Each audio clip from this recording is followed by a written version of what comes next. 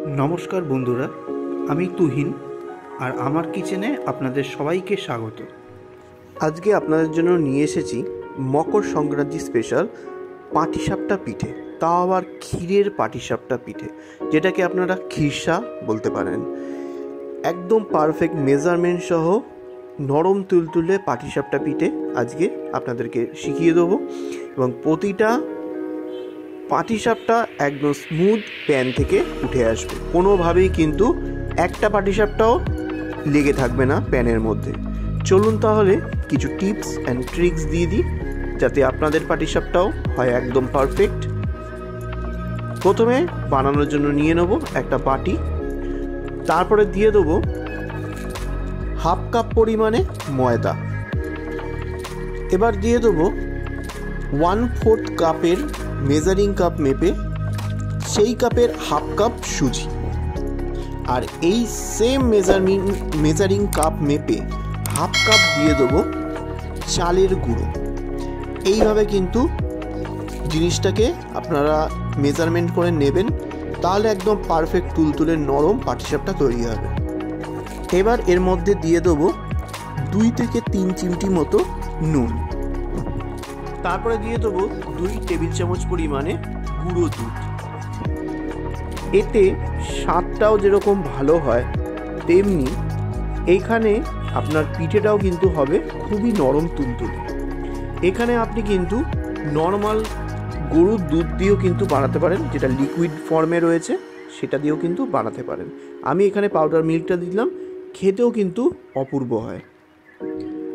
তারপরে দিয়ে দেব 2 টেবিল চামচ পরিমাণে নলেন গুড়, যেটা আপনারা খেজুরের গুড় নামেও চেনেন। এইবার হাত দিয়ে এটাকে ভালো করে মেখে নিতে হবে। প্রথমে কিন্তু হাত দিয়ে মেখে নেবেন, ঠিক যেমনভাবে আটা ময়দা মাখার সময় যে ময়ানটা দেন তেল বা ঘি দিয়ে, ঠিক সেরকমভাবেই কিন্তু ইকুয়ালি মাখতে হবে। আর যদি তরল নলেন গুড় থাকে তাহলে তো কোনো প্রবলেম নেই, হ্যান্ড উইস্কার দিয়ে মাখতে পারবেন। যেহেতু এটা টাইট গুড় তাই এটা আমি হাত দিয়ে ভালো করে মেখে নিচ্ছি যাতে কোনো দানা না থাকে, একবারে সব ইকুয়ালি মেখে নেব। দেখুন মাখাটা খুব ভালোভাবে হয়ে গেছে। এইবার এর মধ্যে দিয়ে দেবো মেজারিং কাপের 1 কাপ জল। প্রথমে 1 কাপ দিয়ে দেখবেন কতটা ভালোভাবে ব্যাটারটা তৈরি হচ্ছে, তারপরে ধীরে ধীরে জলটা বাড়াবেন। প্রথমে একটা হ্যান্ড বিটার নিয়ে ভালো করে ননস্টপ এটাকে ফেটিয়ে নিতে হবে। 5 মিনিট কন্টিনিউ ফেটাতে হবে যাতে এয়ার বাবলস ক্রিয়েট হয়, তবেই কিন্তু জালিদার পিঠে তৈরি হবে। খুব সুন্দর পিঠের গায়ে দেখবেন ছোট ছোট জালি জালি মতো তৈরি হচ্ছে, তাই 5 মিনিট ননস্টপ এটাকে ফেটাবেন। দেখুন ননস্টপ ফেটাতে ফেটাতে কতটা নরম হয়ে গেছে ব্যাটারটা। এইবার এর মধ্যে দিয়ে দেবো আরও কিছুটা পরিমাণে জল, আবারও কিছুটা ফেটিয়ে নিতে হবে। একদম কিন্তু পাতলা করে একটুখানি ব্যাটারটা করতে হবে। দেখিয়ে দিচ্ছি কিরম পাতলা করতে হবে। দেখুন কতটা পাতলা করেছি সেটা হ্যান্ড হুইস্কারের সাহায্যে দেখিয়ে দিচ্ছি। কিরমভাবে ড্রপ পড়ছে হ্যান্ড হুইস্কারে কিন্তু লেগে নেই, ঠিক এরকমভাবেই পাতলা ব্যাটার করতে হবে। এইবার আমি একটা ঢাকনা দিয়ে এটাকে ঢেকে রেখে দেবো। এইবার এই ব্যাটারটা এইভাবেই কিন্তু ঢাকা থাকবে, ততক্ষণে আমরা দুধের মানে ক্ষীরের কাজটা করে নেব। পুরে পুর দিতে হবে, সেই অনুযায়ী আমাকে কাজটা এগিয়ে রাখতে হবে। এইবার একটা পাত্র বসিয়ে দিয়েছি, তার মধ্যে দিয়ে দিয়েছি 1/4 কাপ পরিমাণে জল। জলটা দেওয়ার পর এবার দিয়ে দেবো 1 লিটার মতো ফুল ফ্যাট ক্রিম মিল্ক দিয়ে এটাকে হাই ফ্লেমে ফুটতে দেবো। আর কন্টিনিউ কিন্তু খুন্তি নাড়াতে হবে, মাথায় রাখবেন। আর ফুল ফ্যাট ক্রিম মিল্ক নিলে খুব দ্রুত এই দুধটা কিন্তু ক্ষীরে পরিণত হয়। অলরেডি বুঝতে পেরেছেন দুধের ওপরটা কতটা মোটা লেয়ার আছে, মানে ফ্যাটের পরিমাণটা আছে। হাতা চালিয়ে চালিয়ে কন্টিনিউ আমাকে হাই ফ্লেমেই এটা ফোটাতে হবে। কন্টিনিউ ফোটাতে ফোটাতে আর হাতা চালাতে চালাতে এই সময়টা কিন্তু একটু ধৈর্যের পরীক্ষা। আর সাইডে যে দুধের শটটা তৈরি হবে মানে ক্ষীরের মতো, সেটাকেও কিন্তু চেঁচে দুধের সঙ্গে অ্যাড করে দিতে হবে। এটাই কিন্তু দুর্দান্ত লাগে খেতে, কন্টিনিউ এইভাবে ফোটাতে ফোটাতে একদম প্রায় নিয়ে আসতে হবে 50%-এর নিচে, ততক্ষণ পর্যন্ত হাতা চালাতে হবে এবং সেটা করতে হবে কিন্তু হাই ফ্লেমে। এর পরের কাজ হচ্ছে লো টু মিডিয়াম ফ্লেমের কাজ। চলুন দেখিয়ে দিচ্ছি। দেখুন ফোটাতে ফোটাতে কতটা কমে এসেছে, প্রায় 50%-এর নিচে চলে এসেছে। আর দুধ প্রচণ্ড পরিমাণে ঘন একদম লালচে রঙের চলে এসেছে। এইবার এর মধ্যে দিয়ে দেবো কিছু এলাচের দানা। এলাচের দানা আপনি বেটেও দিতে পারেন, আমি গুঁড়ো দিলাম। একটু পিঠের মধ্যে ক্ষীরের মধ্যে মুখে পড়লে খেতে কিন্তু বেশ ভালো লাগে। যত দুধ শুকিয়ে আসবে তত কিন্তু তলাটা লেগে যাওয়ার সম্ভাবনা থাকবে, তাই আমি হাতা সরিয়ে দিয়ে একটা স্প্যাচুলা নিয়ে নিয়েছি আর ননস্টপ এটাকে নাড়াতে থাকবো যাতে তলায় ধরে না যায়, প্লাস যত সাইডে ক্ষীর আছে এই দুধের সঙ্গে মেশাতে থাকবো।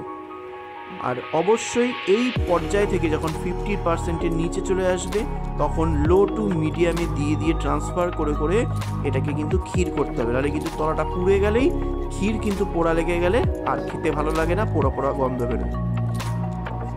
এবার দিয়ে দেবো পরিমাণ মতো গুড়। আমি এখানে টোটাল 1/4 কাপ পরিমাণে নলেন গুড় বা খেজুরের গুড় ইউজ করেছি।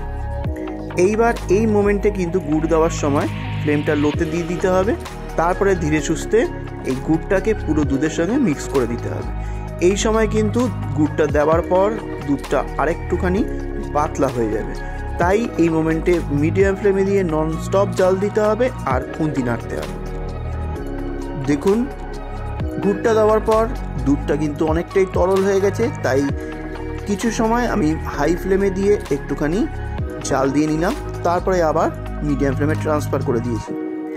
এইবার এইভাবেই করতে করতে কন্টিনিউ খুন্তি চালাতে চালাতে ক্ষীরে পরিণত করতে হবে। দেখুন আমি অলরেডি প্রায় 15 থেকে 20 মিনিট কন্টিনিউ জাল দেওয়ার পর ক্ষীরের কাছাকাছি চলে এসেছি। তাতেও দেখুন তলায় হালকা হালকা লেগে লেগে গেছে, তাহলে বুঝতে পারছেন তো কন্টিনিউ খুন্তি চালানোর পরেও সামান্য লেগে যাচ্ছে, খুব সাবধানে করবেন। দেখুন প্রায় নরম ক্ষীরে তৈরি হয়ে গেছে, মানে একদম টাইট টাইট ক্ষীরে, একদম কিন্তু শোকানোর দরকার নেই। এই মোমেন্টেই ফ্লেমটা অফ করে দিয়ে ঠান্ডা করতে দেবেন, তাহলেই কিন্তু টাইট হয়ে যাবে, একদম পারফেক্ট ক্ষীর তৈরি হয়ে যাবে। চলুন দেখিয়ে দিচ্ছি ঠিক 15 থেকে 20 মিনিট পর ঠান্ডা হয়ে যাওয়ার পর। ঠিক 15 থেকে 20 মিনিট পর ফিরে এসেছি, ক্ষীরটা ঠান্ডা হয়ে গেছে। দেখুন সেই নরম অবস্থায় আপনারা ভাবছিলেন যে ক্ষীরটা পাটিসাপটায় দিলে গলে বেরিয়ে যাবে, কিন্তু সেইটাই ঠান্ডা হয়ে দেখুন কতটা টাইট হয়ে গেছে, ঠিক ছানার সন্দেশের মতো। এইভাবেই কিন্তু আপনাদেরকে করতে হবে। এবার পাটিসাপটাগুলো বানিয়ে নিতে হবে। এবার আমি একটা প্যান বসিয়ে দিয়েছি, আমি ননস্টিক ইউজ করছি। এবার এর মধ্যে আমি একটা টিস্যু পেপারের সাহায্যে সামান্য একটুখানি তেল গ্রিস করে নেব। তেল কিন্তু দিয়ে এক গাদা দিয়ে ভাজবেন না, তেল হালকা একটুখানি গ্রিস করে দেবেন, তাহলে পিঠেগুলো খুব সুন্দরভাবে স্মুথভাবে উঠে আসবে। আর একদম লো ফ্লেমে কিন্তু পুরো পিঠেটা আমি তৈরি করব, মিডিয়াম বা হাইতে দেবেন না, তাহলে পিঠের কিন্তু নিচের পোর্শনটা জ্বলে যাবে। যদি সাদা ধবধবে পিঠে বানাতে চান তাহলে লো ফ্লেমেই ধৈর্য সহকারে করতে হবে। এইবার এর মধ্যে পরিমাণ মতো পিঠের ব্যাটার দিয়ে দেবো, যে ব্যাটারটা বানিয়েছি। আর পিঠের ব্যাটার যখনই দেবেন তার আগে কিন্তু ভালো করে একবার ফেটিয়ে নিতে হবে, এটা কিন্তু মাথায় রাখবেন। পিঠের ব্যাটার দেওয়ার পর আমি প্যানটাকে ধরে ভালো করে ঘুরিয়ে নেব, ঘুরিয়ে নিয়ে পুরো একটা আয়তন দিয়ে দেবো প্যানের সাইজে। আর ততটাই ব্যাটার দেবেন যে প্যানে আপনি করছেন সেই অনুযায়ী ব্যাটার দিতে হবে। আমি এখানে 1 চামচ দিলাম বা 2 চামচ দিলাম, 1 হাতা দিলাম, সেটা ম্যাটার করে না। আপনার প্যানটা কত বড় সেটার ওপরেই ডিপেন্ড করছে কতটা আপনি ব্যাটার দেবেন। দেখুন অলরেডি আমি পিঠেটাকে লো ফ্লেমে এটাকে সেঁকে নিয়েছি, দেখুন কি সুন্দরভাবে নিজে থেকে উঠে আসছে। তারপরে একটা সাইড বরাবর আমি কিছুটা ক্ষীর এর মধ্যে দিয়ে আলতো হাতে এক সাইড থেকে সুন্দর করে মুড়ে মুড়ে পিঠেটা বানিয়ে নেব। দেখুন একটা পিঠে একদম রেডি। আর পিঠের গায়ের অংশটা দেখে বুঝতে পারছেন কীরকম জালিদার হয়েছে, ছোট ছোট জালি।